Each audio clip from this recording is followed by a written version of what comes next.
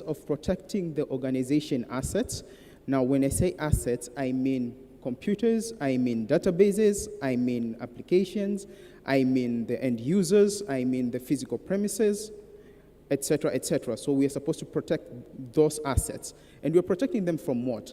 We're protecting them from unauthorized access, from hackers themselves, or cyber threats, or cyber attackers, malicious programs, and also unauthorized access into those assets that we've just mentioned. Now, let's look at what cyber threats are. In simple terms, cyber threat generally is all the malicious programs that cause damage into those assets that we just from mentioning. So the applications, the servers, the databases, etc., etc. And some of the cyber threats that we are looking at include hacking, phishing, ransomware, via the network, trained from getting outside from their home. So everybody had access to the internet and the number increased. So basically in Africa, the number was 43% increase into the number of users of the internet.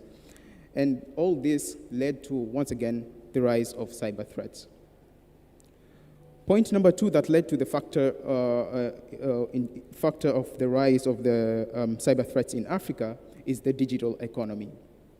So in the map that you're seeing in front of you is basically the global leaders of the digital economy. So that's basically the Chinese, USA, UK, German, and Japan. The way they are using technology right now, it's more advanced than us, the way we are using technology. So they're the pioneers of the digital economy. Yeah, when you come to Africa, the countries that are leading in the digital economy is Nigeria, Kenya, and South Africa. So these are the countries that are a pioneer. So most of them, or most other, let me say, other countries would look at them as a benchmark of the digital economy. Sorry, it's not a Q&A session yet. Lakini nilipenda kufahamu. I thought Rwanda is the digital hub ya Africa. I stand to be corrected. Yeah, we'll do that at the end. Okay. So we need to understand basically what digital economy is. So generally what digital economy is the process of businesses integrating their core processes with technology. So when you talk about technology, we mean the use of IoTs, AI, networking, cloud computing, blockchains, etc. So basically that's the technology that businesses incorporate into their business process. A simple example will be majority of you right now who are here are using Zoom.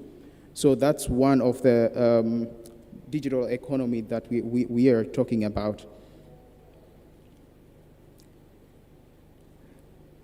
So what does this mean when we look at the digital economy? So basically what that means is, due to the businesses introducing technology into their business processes, then basically that led to those type of cyber threats that you're seeing on your screen in front of you.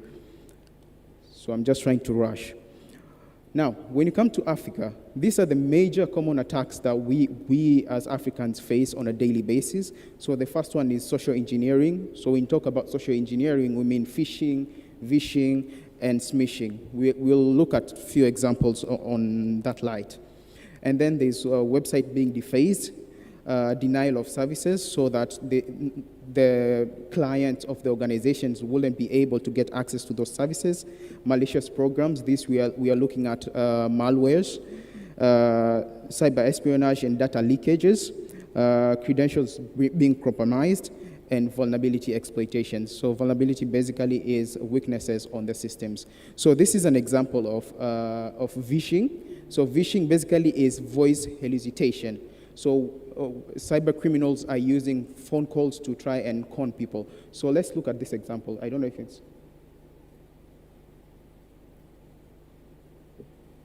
Can you get any voice?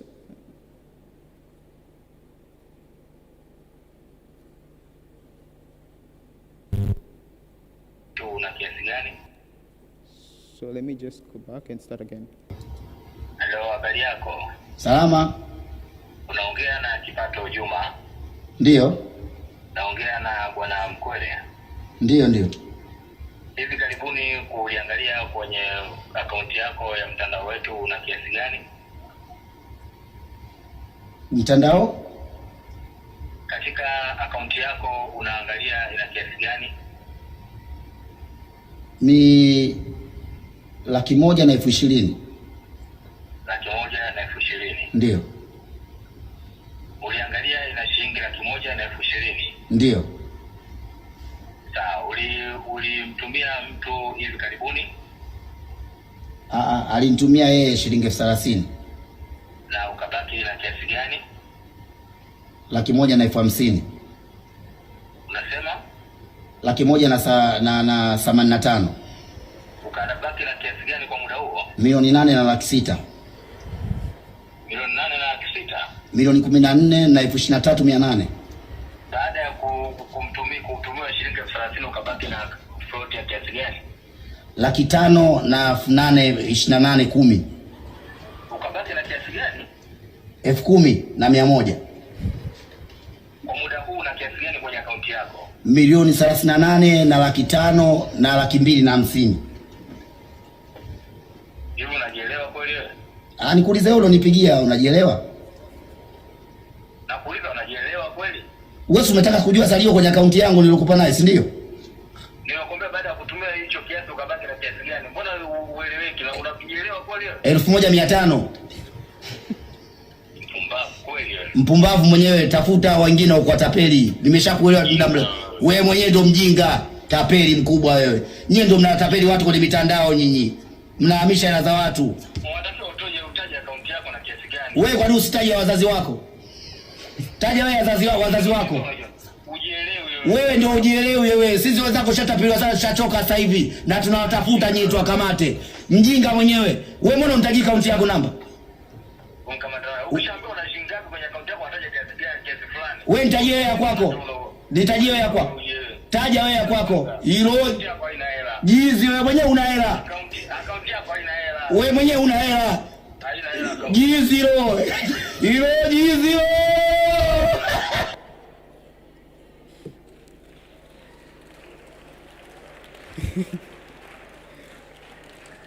So that's just one example of how cyber criminals try to steal our finances from, victims. So let's look at another example. So this is phishing. We all know what phishing is, right? Now this is a simple representation of how phishing works.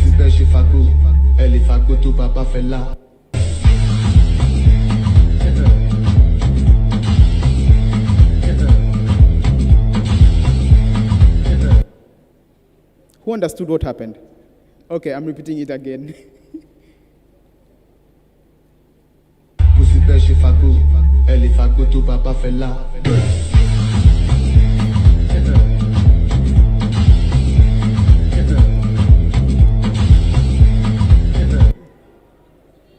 So, who understood what happened?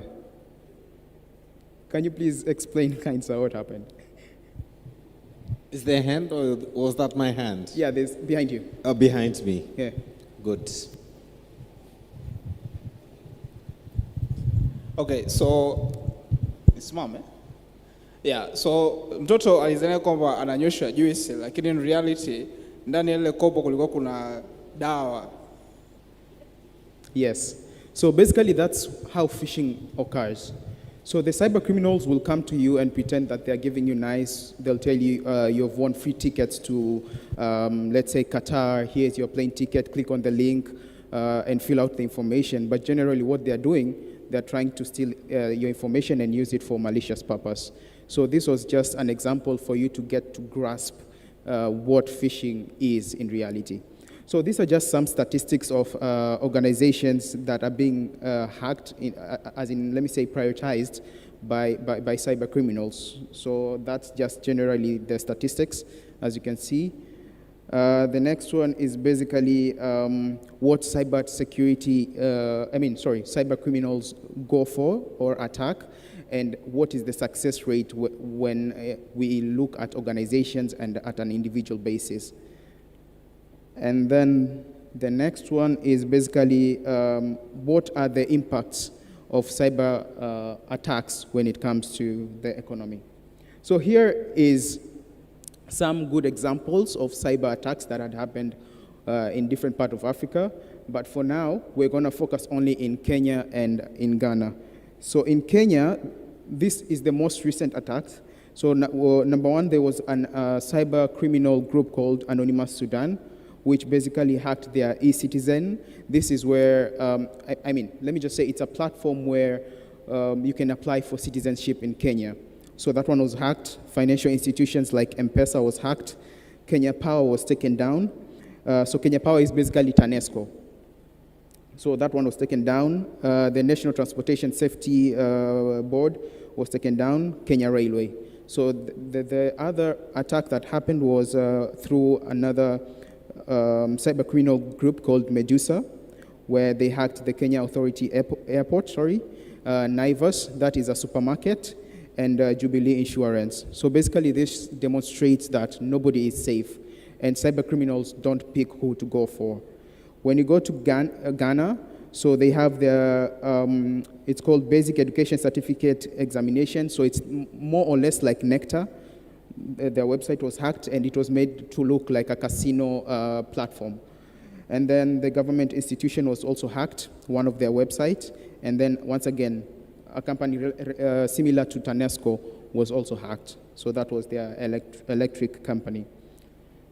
So what are some of the solutions for these problems? So number one will be organizations should prioritize in doing vulnerability assessment and penetration testing. So basically that is looking for weaknesses in the systems and then trying to see if they are exploitable. And this can be done way before cyber criminals can manage to find them and exploit them and cause you a huge amount of damage on the organization or you as an individual. Second one, companies should have a security operations center. So basically this is a department which does monitoring of the network in the organization to see if the organization is hacked or indicators of being breached. Companies should also try their level best to keep their systems up to date, train their employees. So we've seen the example of phishing, how that works. Patching of system regularly, very important. Use strong passwords, because a lot of people up to now, they use passwords like nakupenda Yesu, nakupenda mama. So those are not strong passwords. Enable two-factor authentication. This is very, very important, because once the cyber criminal manages to get your password, then definitely they have to go an extra layer in order to fully get access into your account. So if you have Facebook, Instagram, Twitter, whatever social media that you're in, go and enable two-factor authentication to protect your information and your data from cyber criminals. And then finally, implement security posture. Now let's watch another video. This is also another security measures. So this is for the developers. I don't know if you have developers here. Yeah, so this one is for you. So basically this is a security measure which helps whenever people are trying to register or log into their systems, they need to enter a secure password. So as you can see, yeah. So the user there had put a very weak password, and whenever he was trying to press submit, the button was moving because the password wasn't strong enough. But when he kept a strong password, the button just stood still as in just to show that you are allowed to, submit the password, and it has met the requirement that we have. So this is just one security measures that the developers can use for security purpose. I guess I'm done. Yeah, so if you have any questions, I'm happy to answer. Yeah. Oh. Any questions? Yeah, answer.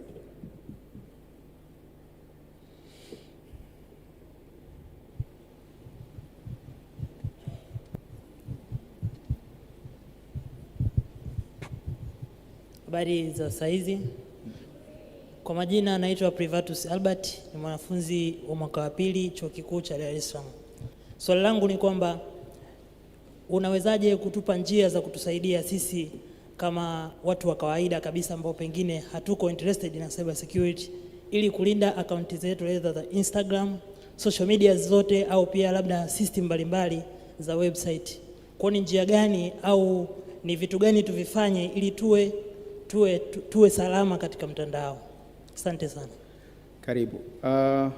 Kujibu swali lako, namba moja, kama kwenye presentation nilivyosema, unabidi enable two-factor authentication on your all social media accounts. So that's the first step. Second step, make sure you're using strong passwords. Sio passwords zile nakupenda Yesu, I love you mom, sijui your name plus date of birth, not those type of passwords.